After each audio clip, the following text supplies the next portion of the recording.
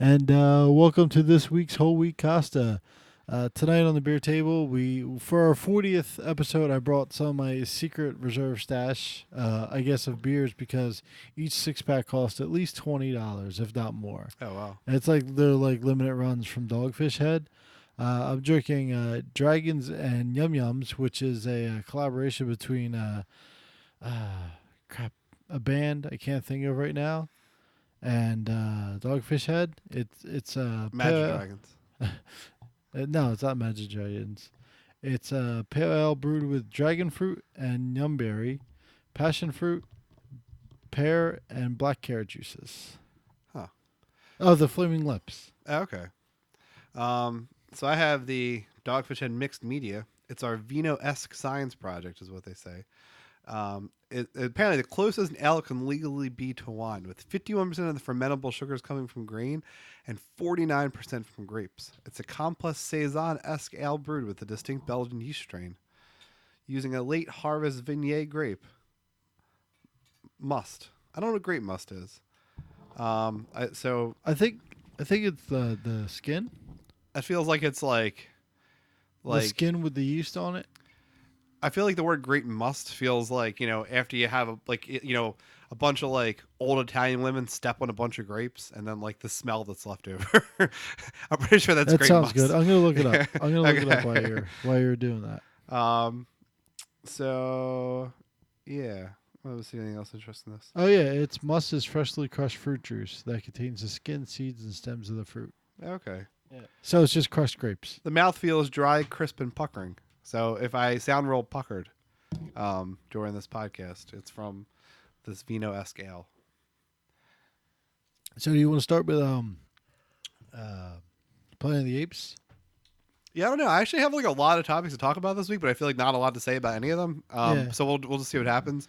I feel like I usually have no topics, but then like a lot of stuff to say about one thing. Oh, we took off last Monday because it was Memorial Day. It was a real missed opportunity because Nate from Colorado was here in Hit person. live in Yeah. person. We probably should have gone to my house and broadcasted something on the webcam. Yeah, we could have. Yeah, I mean, But, in retrospect. Yeah, it's not like you live far away from your parents. Yeah.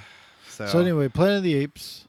Yeah, so Did you see my comment on Kelly's status? yeah, she deleted. She deleted. Yeah. I figured. Because I don't know. I don't know if she's friends with my uncle. I think if she's not, she's friends with like people that are friends Was with she him. real mad about it? No, she was like, yeah, I don't think that was like it's like super appropriate comment. So my uncle his Memorial Day tradition is he tells at least several racist stories every Memorial Day, and it's just been it's honestly been going on since that sort of thing was more socially acceptable. So it's just tradition now. Um, but yeah, I didn't think this year was that bad. His story this year actually had. I mean, it was told. Oh my God, Planet of the Apes. No, hang on. His story was told in his traditional storytelling fashion on Memorial Day, I had no idea what he was talking about for the first half of the story. but it was essentially a story about like seeing people not in a place you expect them to see. So is really what the story was about. So, but whatever. But it was super bigoted and racist. Well, that's what I mean. He told it in a certain style, Yeah. but he basically had a different experience than he expected. He wanted to share that. Yeah. So we had. So I was off from work on Saturday because we went to a wedding on Sunday. Or I'm sorry, on Friday went to a wedding. So I was like, okay, well I'll work Sunday this weekend instead of Saturday. And Allie slept out, so I did almost nothing. I mean, I guess my almost nothing is I still spent 2 hours like working in the yard and like fixing our gutter that fell down. But beyond that, basically laid around and like watched TV. And then we had the problem we always have when we have new kids, which is we have no idea what the hell to do because we're just kids being there all the time. So we decided to watch a movie, and we can never figure out what movie we want to watch because I don't ever want to think or watch like interesting movies. And Kelly's tired of like stupid movies. Um, so we sort of went into Planet of the Apes, which was in the middle. I remember seeing the original Planet of the Apes like a long time ago, and I kind of remember the gist of the story. It's one of the best movies ever. Yeah, well, what was interesting that I had no idea about, because I was looking it up while we were watching the first of the new Planet of the Apes series, of the new Planet of the Apes cinematic universe. Um, is there were like 4 sequels to the original Planet of the Apes. There's like 7. Yeah, it's like there's like 6 or 7 movies. Yeah, altogether. it's a lot. Well, the first one has Charlton Heston, Yeah. which is the best. Well, no, I think it was 4 movies, but then there was like a comic book adaptation, and there was a TV show, and there might have been something else too. And there might have been a play. I'm not sure. It was real big. So, you saw Black Panther, right? Yeah. Yeah, remember Black Panther when what's his name? Kilmore. He beats Black Panther, Yeah. and they're like, but this is tradition. He's like, fuck all that. You Yeah. know, like he pretty much says that, like he's real American about it. Yeah. Like it shows the difference between the American culture and the I guess that African culture. Hmm. You know, it's very like tradition based, and he's like, fuck all that. We're like, no more tradition. Like I'm in charge now. Charlton Heston Yeah. in Planet of the Apes was kind of like that, like real American. Yeah. So he travels to the future. The planet run by apes, right? Yeah. Any humans are like pretty much dumb. They don't speak, they don't read, and everything. They're pretty much apes. Mhm. Like they took on the intelligence of the ape now, you Yeah. know. And so they capture him, and he talks, and he pretty much like he's super rude about it. Like he still believes he's the dominant species Mhm. on the planet. Like I don't know the line exactly, but it's like get your damn dirty. You know, Oh, yeah. yeah. Like that's his attitude through the entire movie, and then they give him like this like gorgeous woman. They're like, here, just mate with this gorgeous woman. He's like, one woman, like like he's offended by it. He's like, Yeah. you give me the dumbest woman here, and only one. You know, like he's not trying to save them as slaves or anything. Like he's just real American about it, and real like self-centered, and like pretends to be like dominant, and like they just push him down, but he doesn't care. Like he doesn't understand that he's not dominant. Oh, So interesting. it definitely does show like the difference between I guess a majority member going to a like becoming the minority. Yeah. Well, the difference too with that, I feel like this is one of the like, I feel like this is one of the like the only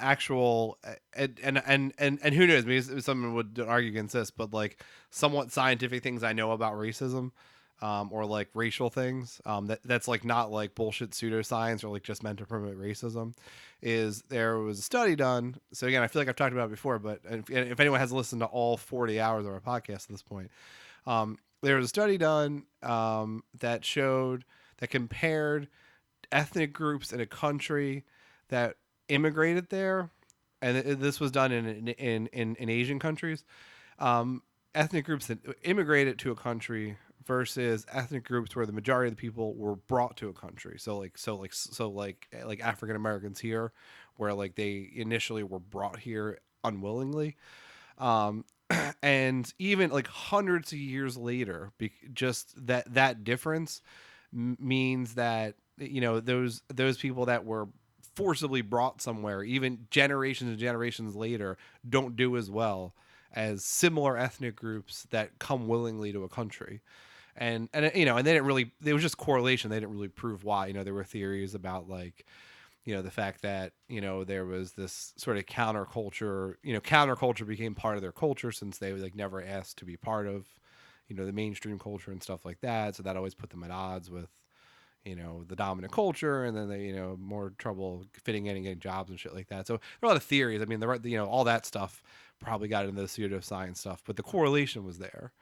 So I don't know. So I think that's what you're Yeah. getting towards. Kinda, but another thing that deals with culture is like you heard about Japan, right? How Japan there's more elderly than there's young people, and the young people are focused on their careers, like not having families or everything. Yeah, Well, have you ever tried Oculus Rift? I have not. Like the new, like like the new VR, like the newest model. Yeah. So you get in it. Yeah. There's a space one I was playing, and you get in it, and like you start getting motion sickness. Hmm. Like I mean, I went like a good hour and a half, but like most people only go like, yeah, stop hitting that wire. Sorry, I was trying to fix my Yeah. headphone. It's back. Most people, like I know only can go a half hour, and they start getting motion sickness Yeah. because it feels like, or like the rock climbing one, you feel like you're actually gonna fall. So that Like- happened to me with the movie Cloverfield. I couldn't Hold on, get through all. Let me finish. Yeah. So there's this new, and then now they have, and they did it. They developed one, an omnidirectional Treadmill. treadmill. Nice. Right, they developed one, and there's a couple people that actually have them. They're super expensive, right? Yeah. And now they have a new Oculus Rift where they have a backpack. It's like a backpack, and there's no more wires. I mean, it's Yeah. not. It's in development, Yeah. so it's not out. Like you can't buy it or anything. And I've always been a fan of Star Trek with the holodeck, Mhm. and I think like in 50 years we'll be there or close to being there. No one's gonna dig. It's gonna be banging virtual Yeah, women. that's what I'm saying. Is that like, at this point, like, I don't know if we'll get like the sensation or the touch or whatever, Hmm. but Eventually. yeah. But right now, like in 10 years, 10, 20 years, you could be somewhere completely different with an Yeah. omnidirectional. And they did that in that's like the thing about Ready Player One. Yeah, I'll say that's like Yeah. the plot of that movie. Yeah. Yeah, that's what it is. And I think like just after this weekend and then like after E3 and all that, Mhm. like I think we'll be there in 10 years. And then be. within 50 years, Japan won't even have babies. Yeah. They'll just be with their virtual So virtual, girlfriends. yeah. because they don't have to deal with a relationship at all. They could just deal with their careers if their culture keeps going that way. But if the blowjob felt real, I mean, that would be the life. Yeah. Oh, yeah. Yeah, probably. Yeah. I live in a studio apartment. Yeah. Yeah. I mean, no. Yeah. I mean, no. No one would. I mean, I don't know. I don't know if women would still have relationships, but no guy would ever date anyone. So then, like, so it would be a real weird world, right? Because Dating sites would be way easier. because Like women would have to be less picky. Like yeah. like the guy's just like, do you give blowjobs on the first date? No. All right. I'll see you later. Wait. Whoa. So it'd be a real weird world because anyone that could afford that technology would never date a woman again. And then so essentially all the like all the guys making minimum wage or lower would get all the women because they'd be the only one that would be interested in women because everybody else would be like, oh fuck it, we can have virtual women that don't argue. Yeah. Then you can go to like you could still do all the things you want to do for a fee. Mhm. Like say you like street fairs. Yeah. You go to a street fair, you get to see all the stuff you want. The program costs $20 for that like admission. The street fair costs $20. You have like a good time. You talk to people like in that street fair, like that virtual street fair. Yeah. You come home, you have sex with your virtual girlfriend. Yeah. You take all that stuff off. You lay in bed. You go to bed. Yeah. You have the whole bed to yourself. Yeah, you don't have to deal with anything. You wake up, virtual girlfriend. You know who hates street fairs? Who? Sam. Really? Yeah, we went to that one. Well, now 2 weekends ago, since we didn't podcast last weekend, and he was just in a grumpy mood, and it was hot, and we were thirsty, and it took a little while to find an ATM, and by 45 minutes of him being pissed off, we sat in a smoothie place, got some $10 a piece smoothies, sat for a half hour and watched YouTube, and then we went home. Oh, you went to the Mayfair? That was our experience at the Collingswood Street Mayfair? Festival. Why didn't you just Why didn't you go to Wawa and get to the ATM? I didn't know where I found it, but I Oh. know where it was. Oh, it's So, yeah. yeah. So I mean, it was like 15 minutes of finding it, but in the meantime, we passed by that like kids store that's there, and then Sam wanted to go in there, and then he didn't want to leave there, and then he wanted to go back in there, and he was freaking out. So I would have avoided it if I knew where the Wawa was probably. Yeah, It was a real mess. I don't think he hates street fairs. I just think he didn't have a good time with that one. Yeah. But like the fall and spring street fairs are pretty nice. Yeah. I mean, we've gone to other things like that before. I think he just hates Collingswood. Yeah, it was like 90 Fuck degrees. those people is what he said. No, I just think it was 90 Yeah. degrees. Did you go to the car show at least? No, we didn't. We couldn't get like 150 feet away from that stupid kid store because he was like just freaking out. Oh, okay. So we got we got to the smoothie place. We chilled out there for a while. I mean, Sam was like, I mean, he was like as normal, like he was real chatty with women, but then he was like mad at everything else. Like when we went into the kid's store, he went up behind the girl behind the counter, was like, "I'm Sam the man," and then he showed him his watch he's wearing around his neck because he's like a little Flava Flav, All right. and he's like, he's like, "Oh, look at this, it's Ghostbusters." I don't know. Do you still say Sam the man? Yeah. Oh, okay. Yeah. That's good. So, I don't know. Which I had sort of conspiracy theory about that because he always said, he said Sam P. Kirk for a long time. So I was wondering if like, I don't know, my whole conspiracy theory because like Wait, what's his middle name? Patrick. Oh, okay. So, I joked with when he was like being born. I joked with Sean. His suggestion was that without Laura knowing, we should make it Poseidon. Oh, just change the birth certificate. Yeah, and then just like later on, she'd find out that like his middle name was actually Poseidon. That won't be real good. Yeah, That'd be another court date. yeah, Several court dates. yeah. But yeah. My conspiracy theory was that like, because it was like around the same time that he decided he was Sam the man.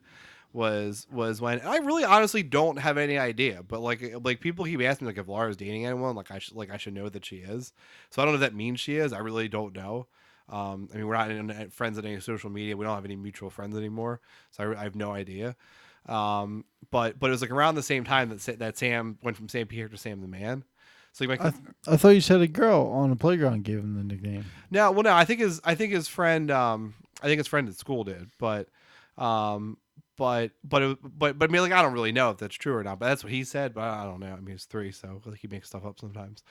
Yeah. But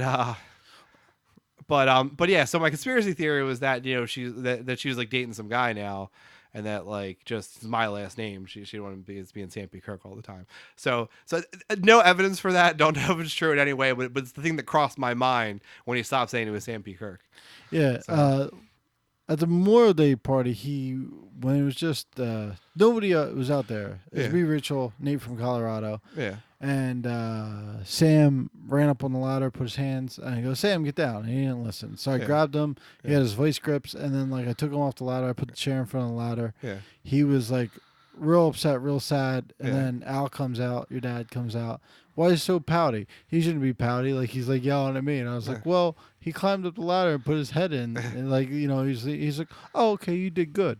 And like his whole now I did that, his whole demeanor changed. Like he was only being playful at first, but he's oh, okay, you did good. And I was like, all right, cool, Yeah, he's like, oh, why are you pouty, Sam? And then Sam's giving me the stink eye and hey, what did you do to him? Yeah, I don't know. Yeah, I don't know. He had a real he had a real whiny week. I even said something to Lauren. She's like, yeah, he's been like that. Although, big Sam news. So I'm sure I talked to her about our potty training issues. That he could pee, but he's been pooping in his diapers. So we've been struggling with Laura keeps putting him in underwear, and then Kelly keeps going well, he poops in his underwear. She's gonna go in pull-ups, and we've been going back and forth. So I dropped him off Thursday night, and then my phone rang when I was driving home, and it was Laura, and I was like, oh, this can't be anything good if she's calling me I just dropped him off. And then Sam on the phone, and Sam gets on the phone, Daddy, I just pooped on the potty. So he did it. So hopefully that's going to continue now. That's good. Well, he's 14, so yeah. so that's good. Yeah. And then I told the story at the wedding we went to on Friday, and then we all toasted Sam's poop. So that's good. Yeah. Everybody knows. Yeah. So you bored everyone the people at the wedding, me, all our listeners. No, it was the story. No, it was all people with kids, so they all were interested. Yeah. All right. So what's next on the agenda? Roseanne? Oh, I didn't even talk about Planet of the Apes. Oh. I don't know. So I don't even know what we talked about Japanese racism and shit for a half hour. I don't know what we talked about. 19 minutes. Yeah. So the original, the Planet of the Apes in the first one in this current series, James Franco one. the James Franco one, was a really good movie. Yeah, it is. It is really good. James Franco is really good. Like I started watching, I'm like, fucking James Franco's in this movie. Like, is he the guy that has sex with like love pillows? But according to the 30 Rock rumor, which I'm pretty sure is true, like, I don't know, his 30 Rock character just seems so much like him in real life. But They only write James Franco. They write stories for James Franco, and then he just acts whatever he wants. yeah, I that's what it seems like. I don't know. But it was just such a good movie because first off, like, it was an interesting movie. I mean, essentially, the first movie had undertones of Jekyll and Hyde. So part of the Jekyll and Hyde story, at least the play. I haven't read the original story. We've talked about this several times. Yeah, it is that like his father's like having this, dementia and stuff, and he's trying to cure him, and that's what it is. So it's like already you have this like drawing from like that source, which is cool for like a big movie like this. And the story with him and his dad's really cool. A lot of, they really go to big stretches to make it a real sci-fi movie. It's not just like bullshit that uses like science. Like, they really go out of their way to make like plausible explanations for a lot of things. Like, some of the stuff when I was watching, I thought was stupid. And I actually watched the CinemaSins right afterwards. And like a lot of stuff I called out, they called out too. So I'm like apparently a real cynical person. But it was all nitpicky bullshit stuff. Like, the whole overall movie was really good. Yeah, when it comes to movies, unless it's like a really bad movie, I'm not nitpicky at all. Like, I watch a movie with Rachel, or I watch a movie with my brother. Oh, how'd that happen? That can't happen. It's a fucking movie. Like, God, just take it as entertainment. Yeah. They're not living in our world. Yeah. Yeah, well, that's what I think. I think the more realistic you try to make the movie, the more it gets there. So, like, one of the things, because James Franco's this researcher working on an Alzheimer's cure, and at least according to the story, 5 years pass by when he's like giving his dad the drug that's working, and then like he finally after 5 years tells his boss like, oh, I've been stealing this drug all the time and it actually works. Like, I feel like that would have come up at some point in the 5 years, and then at that point, he's like, oh, but it stopped working. And the guy's like, oh, we'll work on a different thing. No, like if you found a drug today that could reverse the signs of Alzheimer's for 5 years, you'd be a fucking billionaire. Holy shit. I don't know. I have to go on a tangent, right? Yeah. Remember we went to the Cheesecake Party, Torben? Yeah. Well, for the last, I've known him 10 years now, maybe Yeah. a little longer. For 8 years, I've known his friend Jerry and Jerry's wife. I can't ever remember her name. It's something Danish, so I can't pronounce it. And the guy's like a real, it's hard to explain because I don't know the right word to do it. Not boisterous, but like his personality is like, Full of boister. yeah. Yeah. But like he's a guy, like a center of attention kind of guy. Yeah. Not in a bad way. Mhm. But like, hey, how's everyone going? And like, all right, he's like a good guy, but he's like loud, boisterous, center of attention kind of guy. Just walking around like, what's up, motherfuckers? But it says in Danish. Yeah, no, the guy's American. Okay. Yeah, the husband's American, right? He has a fetish for Danish women. Yeah, and I haven't seen him in like maybe a year. Yeah. Right? And he goes, Torben, aren't you gonna, like, he's real like quiet, real shallow and everything. Torben, who's the guy? Aren't you gonna introduce me? He's like, you're JD. That's JD. You've known him for like years, right? Yeah. And he's like, oh, all right. And then like everybody starts arguing about politics, right? And then Torben's like, oh, so I was watching this show on dementia, and like he's going over it, and he's like, Jerry has dementia. Yeah. Or like the beginning, so I was like, what? Because like his face was shallow, like, you know what I mean? It wasn't the guy like I met. Yeah. And I was like, oh, so like he couldn't remember, like he wasn't himself at all. And I was like, oh my God, that's like the early signs of dementia. Like you can't remember people you've known for years, and you're not yourself. Yeah, it's really crazy. Yeah. I don't know. That's I don't know. That kind of led me to it makes me think of so with Sam and Allie, I wish they watched better stuff on YouTube. Not that they watch is bad, but it's like stupid kid stuff, and I feel like you could, if they were watching at least even marginally like educational stuff, it would be better for them versus like, other kids playing with toys and shit. And me and Allie were in the car yesterday, and I actually got her to listen to a CGB Grey thing on YouTube because it's a cool story and it's a cool idea because he's like a futurist, and his big focus is immortality. His thing is that we should really be living much longer by this point. That like there's no the only reason we're not is because we don't care about it. I agree with that. Like, who wants to live forever? No, he wants to live forever. Yeah, that's one person out of 7 billion. Well, but that's his point. So he tells. So I'll send you the link. It's actually a really good story that he wrote.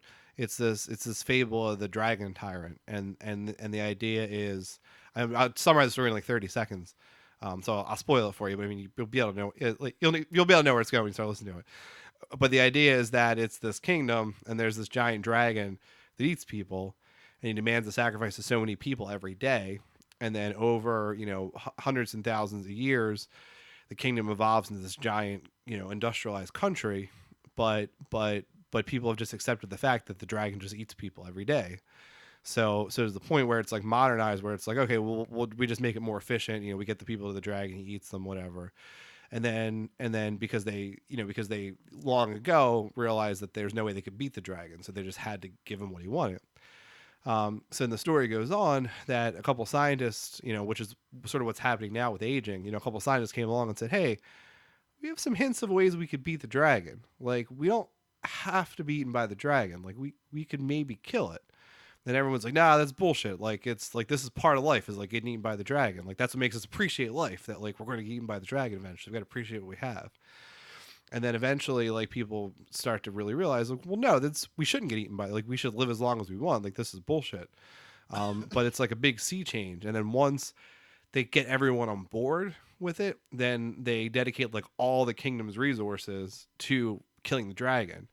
And in the end, they do. And it's a big scene at the end of the thing, because one guy who's like part of the transportation that like drives people to the dragon, like runs up to the king, like when they're about to kill the dragon, is basically like, my dad's on the last train, you have to stop it. And the king is like, well, I can't stop it because it's going to tip off the dragon, but this is all our fault. Like, if we started this, we should have started this a long time ago. Like, your dad shouldn't have to die today, because we should have not stopped accepting being eaten by the dragon years ago and started working on this years ago. That's kind of his point, is like, all the stuff we put into bullshit in life, even in research, like all the bullshit research we do, if we as a world got together and was like, we're gonna live longer, and pulled up resources and gave like scientists working on problems of aging and like cancer and things that kill people the money to do it, and like as the world, that was our number one priority, like we would drastically expand people's lifespans, because there's the early research now of how to do it. There's the research that a big part of what aging is like the telomeres in the end of your cells get shorter as you get older. Right. And they've already found ways to make them longer. They just give you cancer, so they don't really work yet.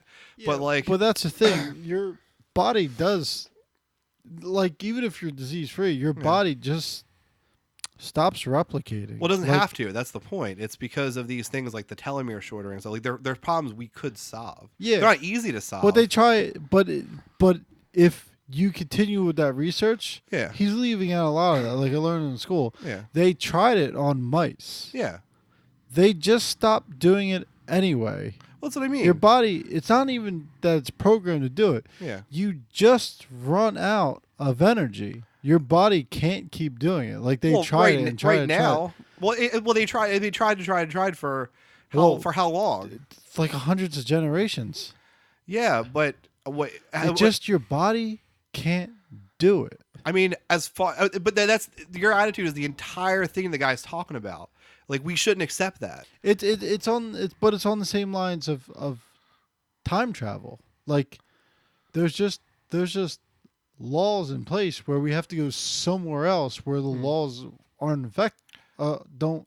Yeah, but there's a universal law of the universe that says that that we couldn't. I mean, obviously, no one's going to live forever. Just by random chance, you're going to die of something. But there's no law of the universe says we have to age. There's animals that don't age. Yeah, those are like lobsters. Yeah, well, but if they, but our cells are the same as their cells. I mean, we're slightly more complex, but not so much that it's an impossible problem. It's a really hard problem, but it's not an impossible problem. But in like even in the, it's not a problem that can be solved in the next 100 generations. Maybe not. But the point is, if we started 100 years from now, that's 100 years worth of people that will die prematurely. If we start it today, whenever it gets solved, it's there's no point in not doing it. And again, I mean, no one's gonna live forever. We're never gonna invent immortality, but like we could stop aging. I mean, eventually you're still gonna have a heart attack and die. You're still gonna die of cancer. You're still gonna get hit by a car. Like that shit. But you could be like essentially functionally our age until that happens to you. Like many of the problems of aging are theoretically reversible, but it's just, it's really hard, So, Yeah, I'd rather like I see what you mean, but I'd rather live to a certain age.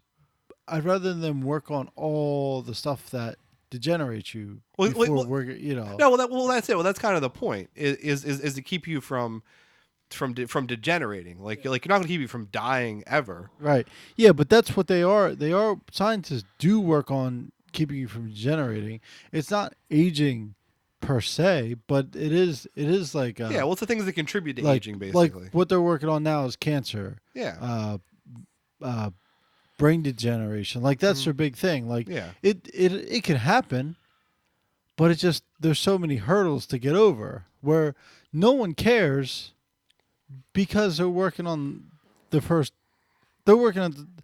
what this guy's talking about is the big picture. Well, exactly. Well, you have to get the small pictures first. So no one cares because there's so many hurdles to get there. Well, that's the guy's point. So the point is the big picture. Like we're never going to overcome those small hurdles, or we're going to overcome them super slowly if we don't know the big picture. Which the big picture is when not that this is probably ever going to happen. When we're talking about spending billions of dollars on a fucking border wall, when we're like fighting a bullshit war on drugs, when we're when just as a world, not necessarily as a country, but we're spending, hundreds of billions of dollars or trillions of dollars every year to build bombs and planes and tanks and shit. Imagine if all of that money went to this research. Like, imagine how fast things would move. I don't know. I mean, you could be talking about like our generation lives to 150. I don't know. I mean, there's a lot of people that predict that the first people that are going to live past 150 have already been born. Is like not an unpopular opinion. Yeah, that's fine, but you're right. That makes sense. Yeah, and that's kind of what the guy's arguing. Yeah, but living past like 100's got to be terrible. Well, like think about like 150, just 150 years old. Yeah. And you don't live for the bad times, but think of all the stress and all the depression and all the money problems. What's the thing? Times that times 3.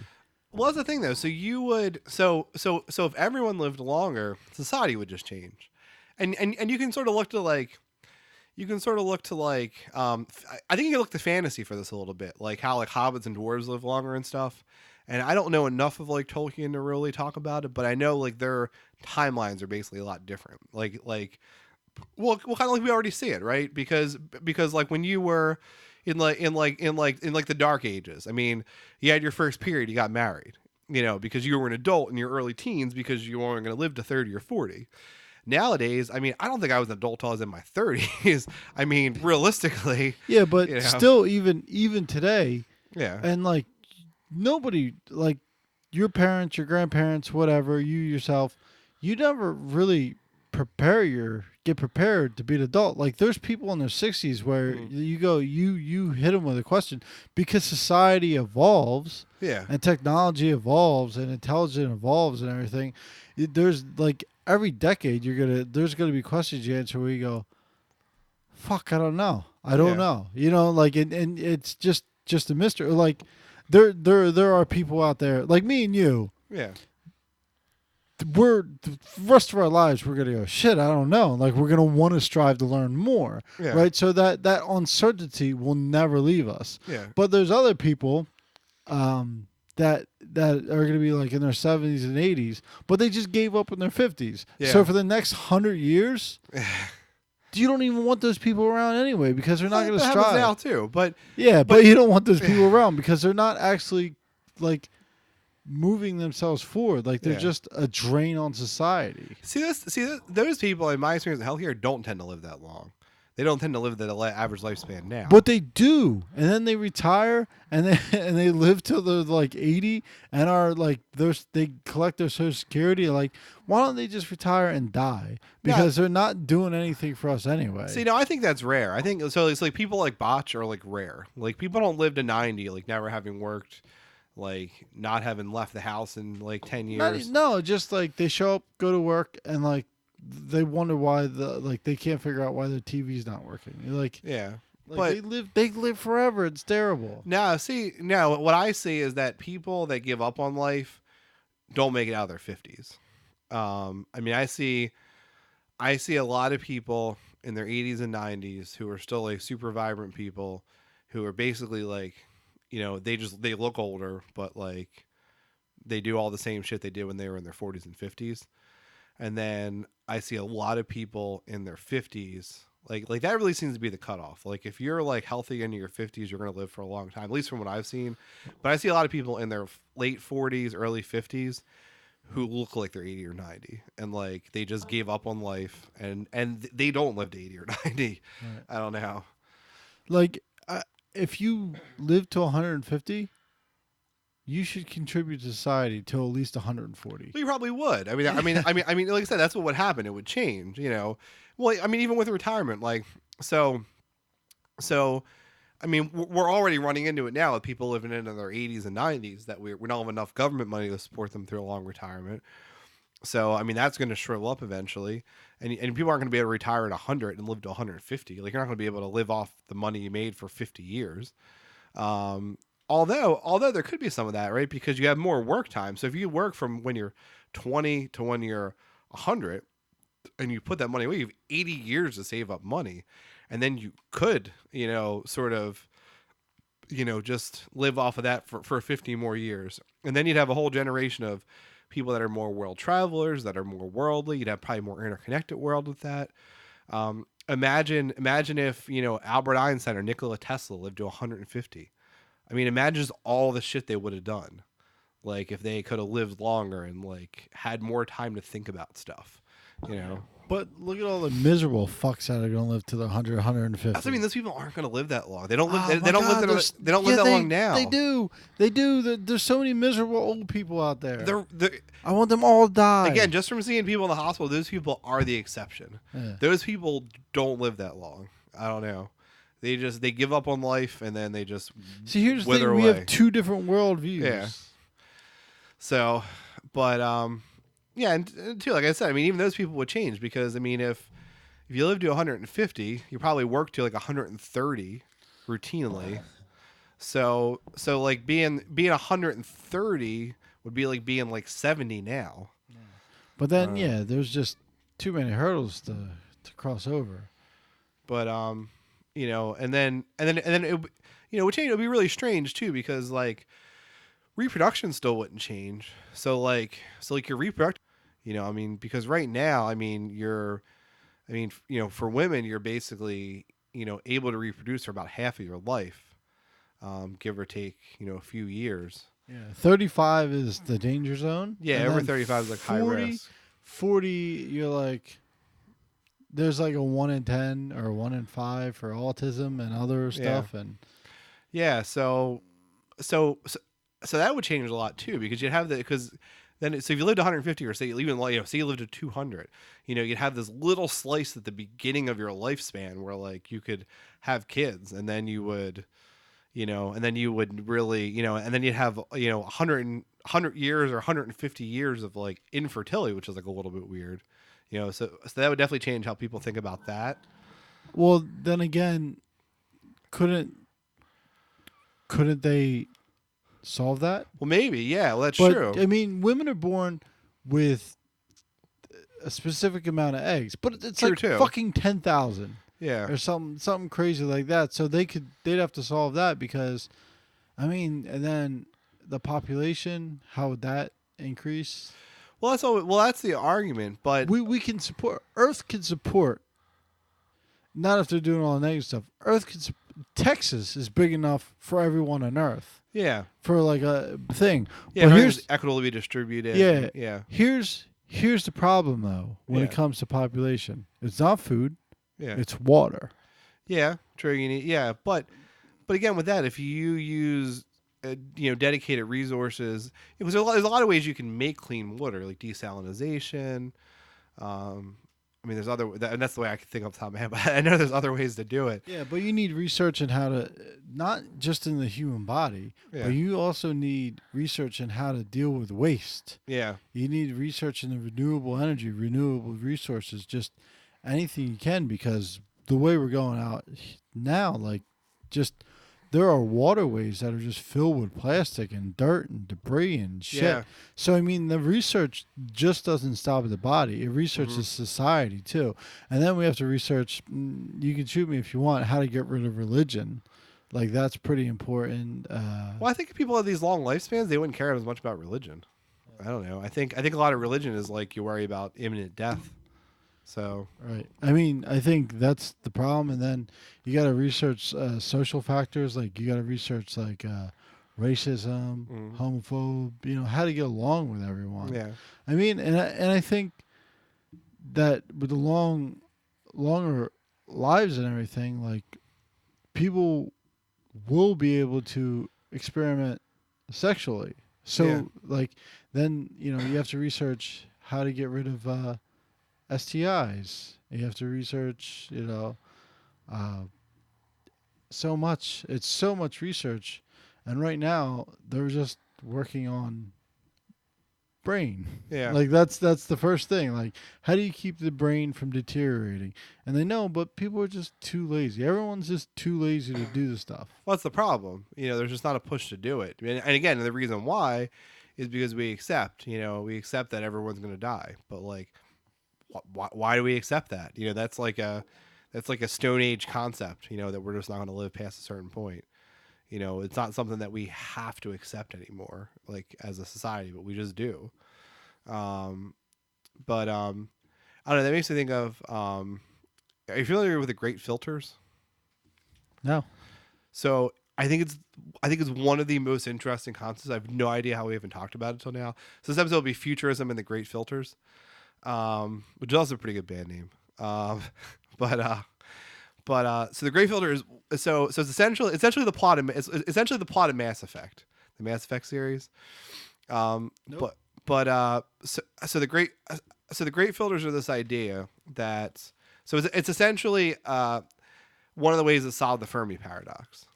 So if you're familiar with the Fermi paradox. Yeah, you're gonna have to explain. Okay, so You're gonna have to explain that as well. okay, Sometimes I lean back on my chair and I can't talk into the mic because we both need different chairs. yeah. At least mine's like kind of comfortable. So the Fermi paradox is the question of if based on how we know life can form on various planets and the amount of planets we know exist in the universe and the amount of planets that are around habitable stars, how is it possible that we haven't seen some signs of life in the universe? Because there's just too many things out there that just mathematically there should be thousands of galactic civilizations just in our galaxy. Mathematically, Yeah. there's other beings out here. Mhm. Michio Kaku, Yeah. he in one of the books I read by him, he gave the best example, and I like it. I stick by it. It's like an ant. Like we have all this technology, right? Yeah.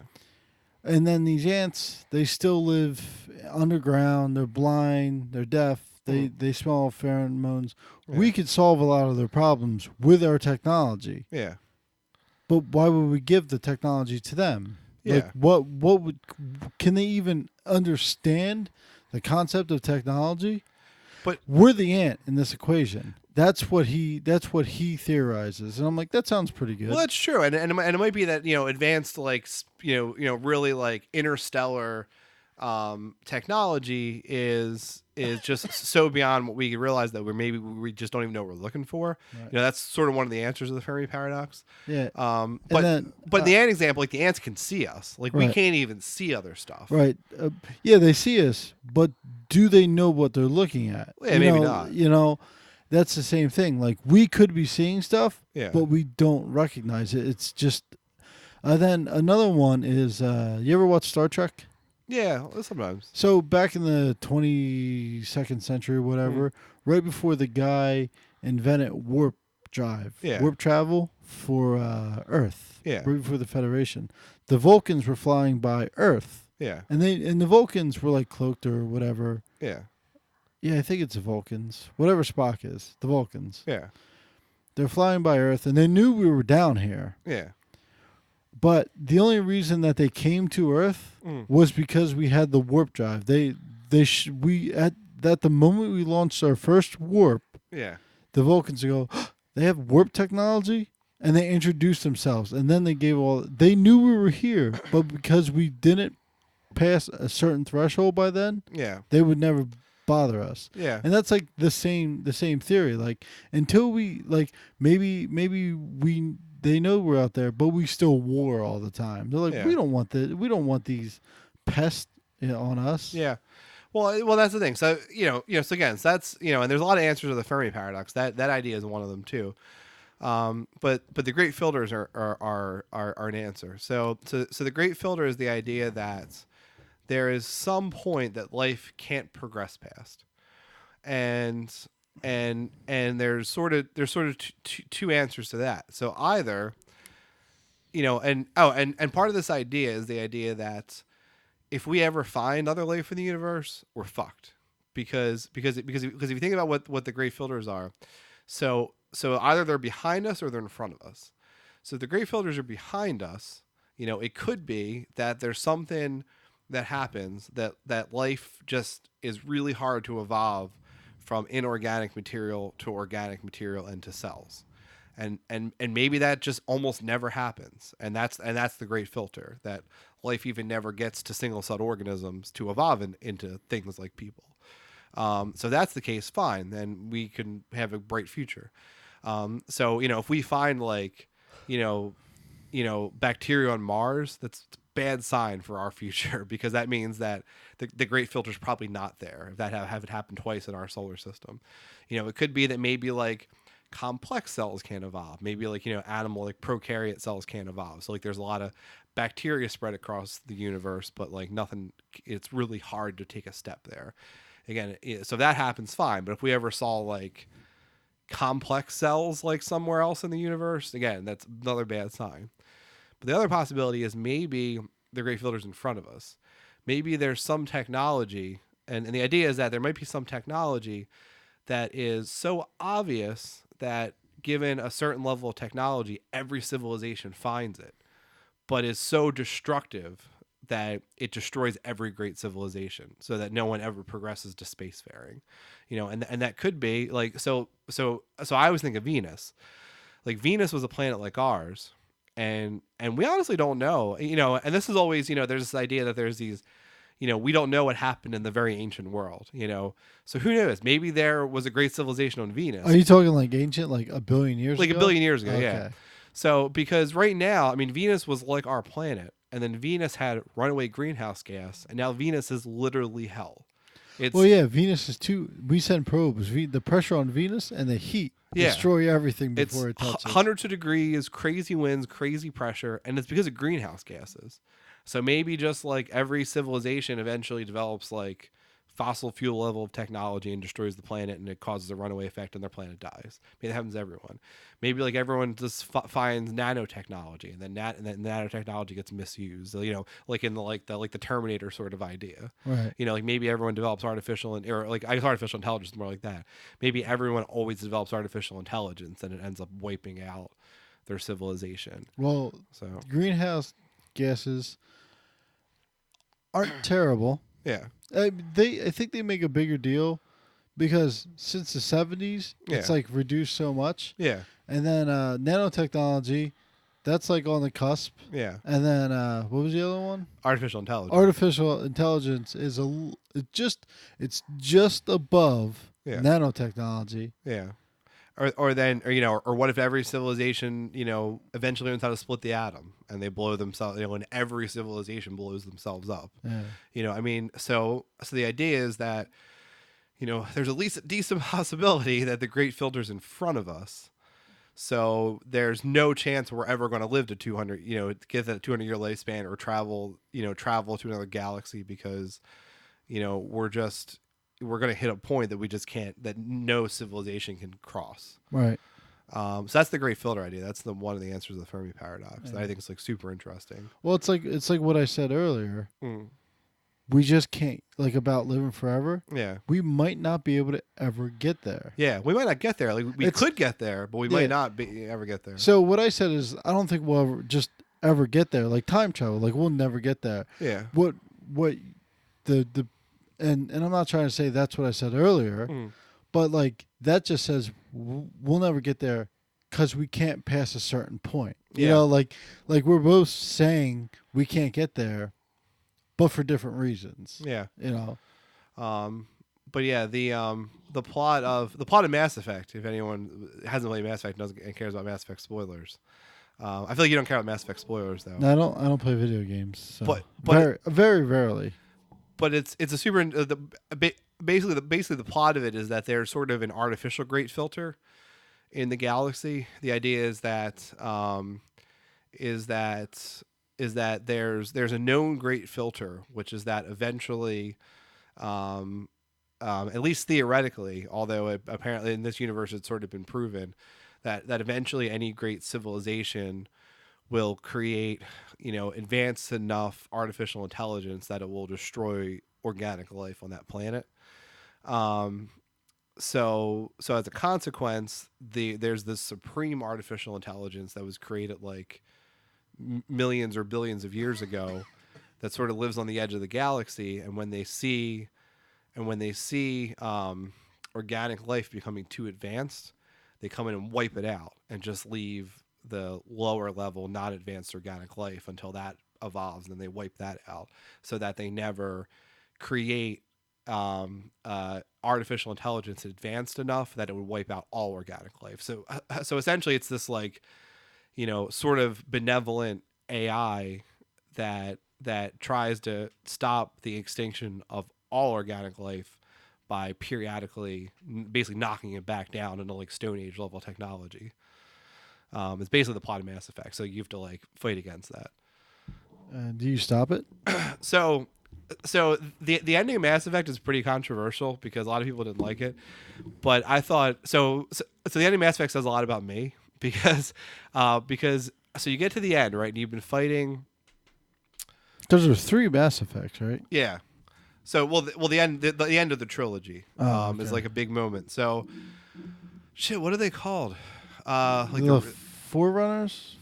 Like the I think something like that. Yeah. So Forerunners is Halo. Yeah, so it's like I think they're like the Reavers or something they call them, is but I think they have some other name. But essentially, what happens is you get to the very end of the last game, and you have a choice, which is that essentially they send this like benevolent like representative to talk to you, and because you developed the technology to destroy that ultimate AI. And they basically say like, look, if you if you use this and you destroy us, like it means that you basically you preserve your free will, but like eventually you destroy yourself. Yeah, exactly. You're going to destroy everything. Like eventually, like something's going to spring up that's going to destroy all organic life. Like it's not going to happen tomorrow, but it's going to happen eventually. Like that's our job, is to stop that. And so you have a choice to either basically sort of like just let it happen, or you can sort of use their thing to take over the that ultimate artificial intelligence, so you can like have some control over the fate of the universe, but not like just destroy them or just give in. Or you can just say, fuck it, I'm destroying them. And basically everyone I knew picked one of the more benevolent like sides, like to like combine with them or something like that.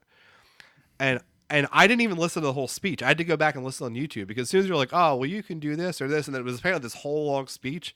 I just went up to the destroy thing and just shot it because I was like, I've spent like 100 hours trying to kill these motherfuckers. I'm killing them. like I didn't even listen to the argument. Right. Like it wasn't even a choice for me. I don't know. Makes sense. But yeah, so I literally had to go and like rewatch the ending later because I didn't know what happened. I just made the split second decision. It was like a super easy choice for me. Yeah. I don't know. But that game actually is another really powerful moment though earlier in the game because I mean that wasn't powerful for me, but for some people it was. Because they're sort of a light example. And this is part of why this story is so good. So if anyone plays games that hasn't played Mass Effect, even though I just sort of spoiled the ending, like you should play it because it's an awesome story. They have sort of a mini example of that story, or like of the whole tragedy.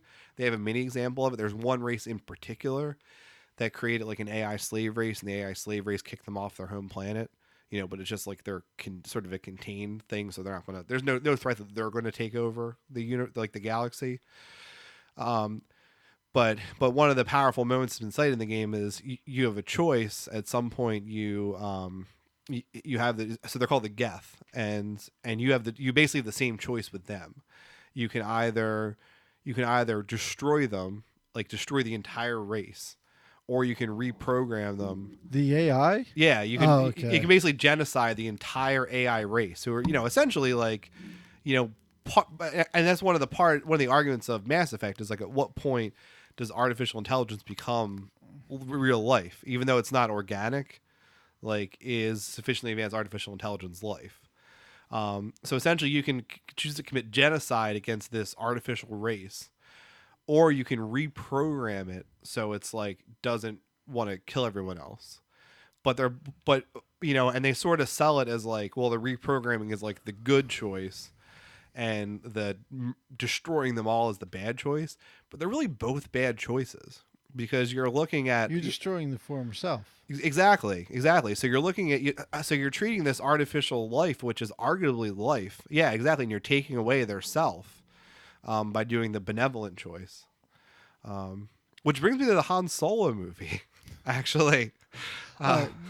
Before you start Han Solo, yeah. My opinion on it, yeah, it wasn't good.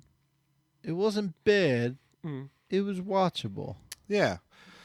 So I liked it, but I'm not like, I mean, I've seen the Star Wars movies, and I'm not like a huge Star Wars fan. I don't know if that would have made you like it more or less if you were, because like you would probably enjoy some of the new Star Wars Easter is eggs. terrible. See, I like the new Star Wars. I mean, I didn't like the prequels. I like the originals, and I like the new ones. I like the prequels. So you know what? A couple people I know that are really big, that are big Star Wars fans. Like, and by no, I mean like I've been friends with them at some point in life, and we're Facebook friends now. Really liked Rogue One, and I honestly fell asleep. I couldn't even get through it. I thought it was boring as shit. New Hope always puts me to sleep. Ask me to watch New Hope, I'll never watch it. It's so boring. Yeah, well, I guess it was just establishing a lot of stuff. Well, I mean, New Hope really was just the, that was just the classic like hero's journey, right? They just was paint by numbers hero's journey. Yeah.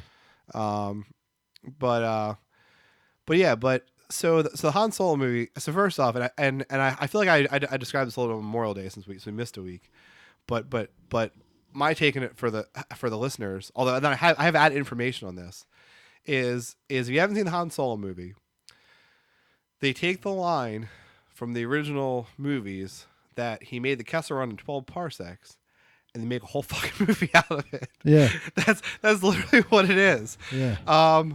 And it's so cheesy because like which is fine because I feel like that's kind of what Han Solo is, but he basically like there's the intro stuff, and there's this whole heist scene and stuff, and then they get to a point where they're like, oh well, we gotta get this stuff off of Kessel, and they're like, oh, I see what they're gonna do. And then they're like, well, I mean, Kessel's like 20 parsecs away. Like, how are we even going to do it? Yeah. And Han Solo's like, I can do it faster. Yeah. And then they do it. And then afterwards, he's like, I did it in like 12 parsecs. That was crazy.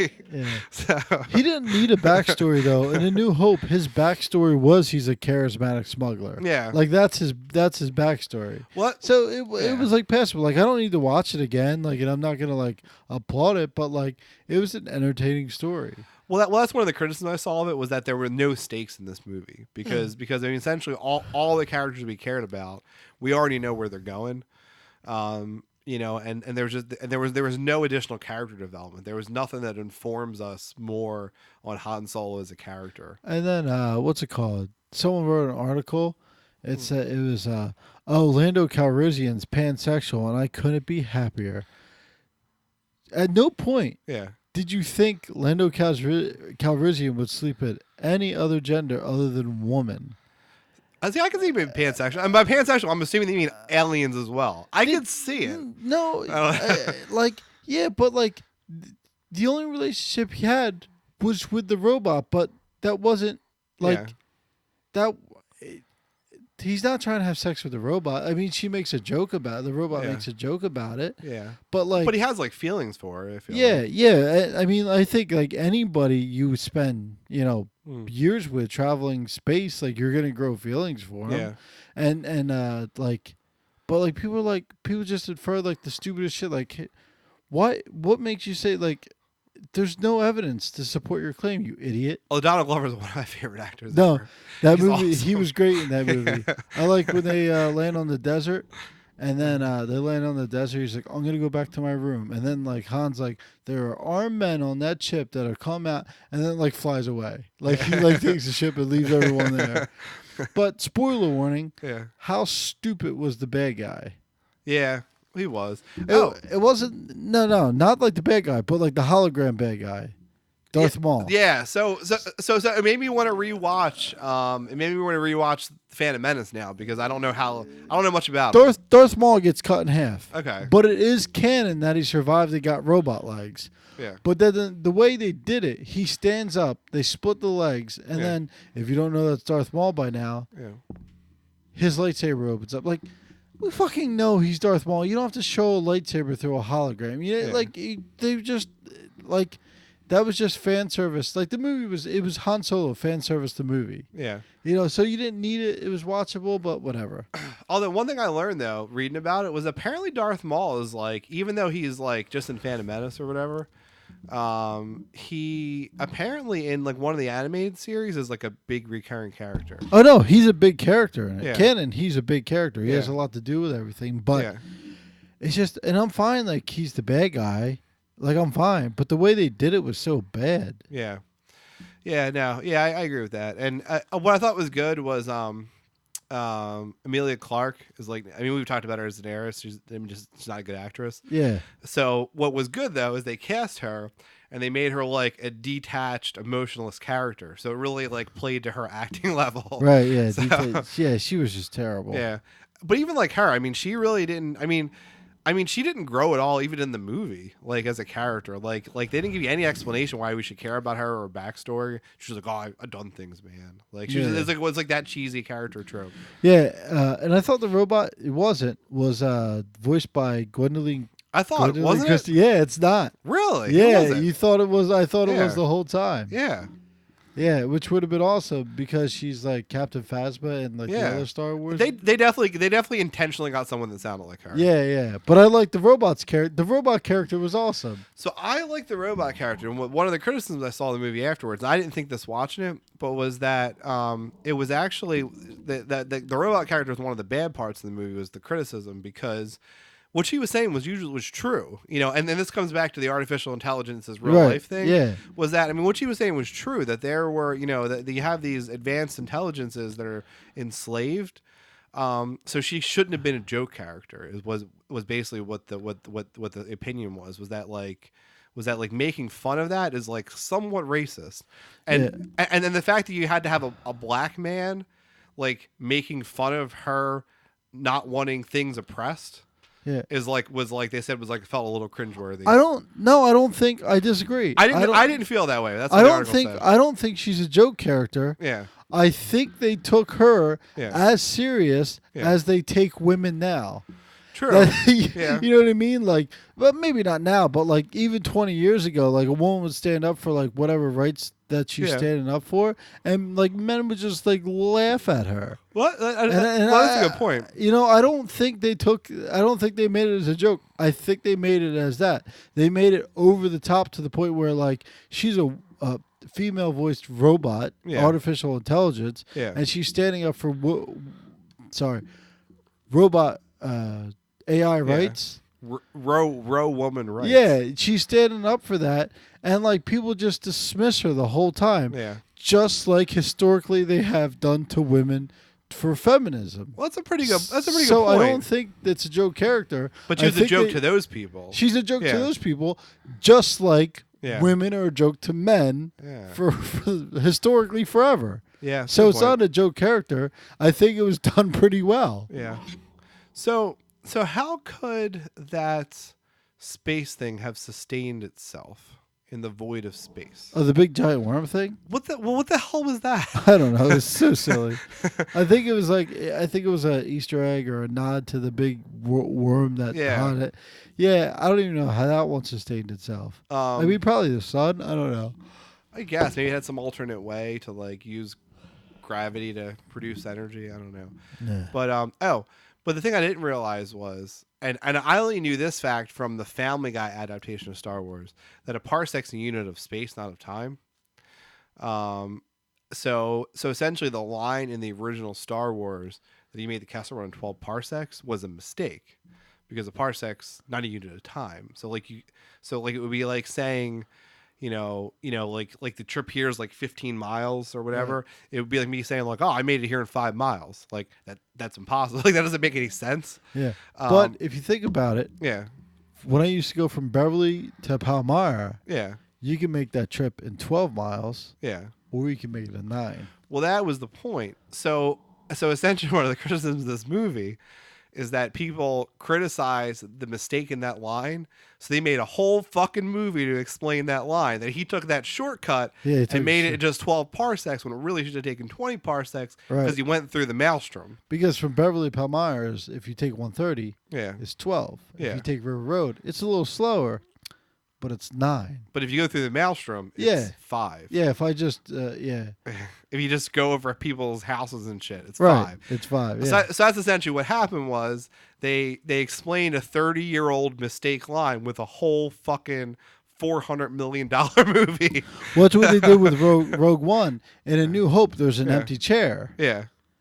Rogue One, that empty chair belongs to the bad guy that was killed in Rogue One. Ah, okay. So at the end of the movie, they're doing that meeting on the Death Star or one of the things Yeah. where Grand Moff Tarkin, Yeah. and there's an empty chair, and people always, what's an empty chair? And it's the bad guy from fucking Rogue One's Huh. chair. Like, That's awesome. so that entire movie was like, Explaining that shit. yeah, explaining that chair. I mean, there Huh. was more to it, like explaining like who programmed it. I don't and know. I, things. I fell asleep through it. I couldn't watch it.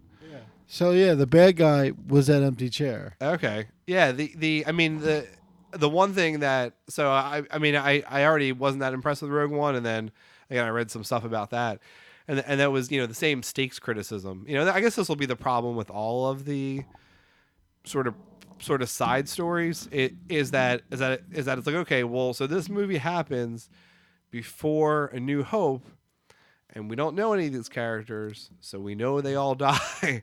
Right. Oh, Rogue One was good in that part. I Yeah. like Rogue One because it was a spy movie, Yeah. and like the main spy guy, Mm.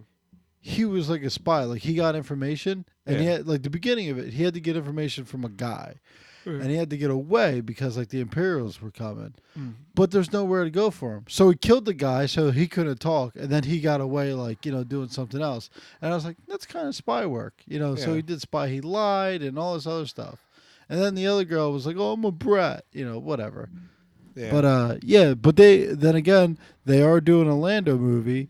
Really, Yeah. that's awesome. But here's the thing. Yeah. There's no stakes for Lando, Yeah. but everybody else is going to die. Yeah. You know what I mean? Because you know who we know about Lando? We know Han. Yeah. Han's going to live. Han's not going to be in the Lando movie, Yeah. but Lando, everybody else, like, if they build it around the characters Lando knows, and you start caring about them, they start getting killed. Yeah. Then there's stakes in the movie. Well, that's the thing. Like, do we? Yeah, I mean, I feel like the Han Solo story is cool. I mean, yeah, I mean, what do we really know about Lando Calrissian? Like, he's like Han's cool black friend. I don't know.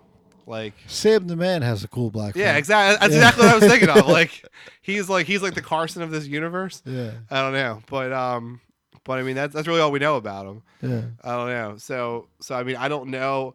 So like Han Solo is like a beloved character, so you're interested in that. I don't know that people are care enough about Lando Calrissian to like. I mean, even if it's a really good movie. Oh, that was one of the other points I heard about the Han Solo movie, was that with the newer Star Wars movies, they were trying to sort of walk the line between people that watched the original Star Wars movies, like the older generation of Star Wars fans. They wanted to pay service to them, but they also wanted to pay service to sort of newer Star Wars fans. But the Han Solo movie was interesting, so they had that line to walk. But the Han Solo movie was different because they had those two things to care about, but then they also were clearly trying to appeal to non-Star Wars fans, because the trailer wasn't about Star Wars. I mean, there's no crawl in the beginning. They don't really play Star Warsy music in the trailers for Han Solo, for Solo. What you think about, like, anytime you see a Star Wars thing, like, you're like, oh, this is cool, and then they play like the Star, it's like, oh, this is awesome. Like, if you're a Star Wars fan, and even if it's not a big Star Wars fan, I that always gets me excited. Yeah, you hear you hear the Imperial March. Yeah, you're it's like, like, oh it's shit. awesome. Yeah. So they didn't really do that because they were trying to make like a heist movie, and then but put it in the Star Wars universe. They were trying to like appeal to like people that didn't give a shit about Star Wars who wanted to watch a good heist movie. Yeah, you could have done a heist movie, any movie, but you just add Star Wars references in there. Yeah, And that's all it basically was. what they did. Yeah, but basically, what we did tonight was have a really good show. I think so. So that's it for this week's Whole Week Costa.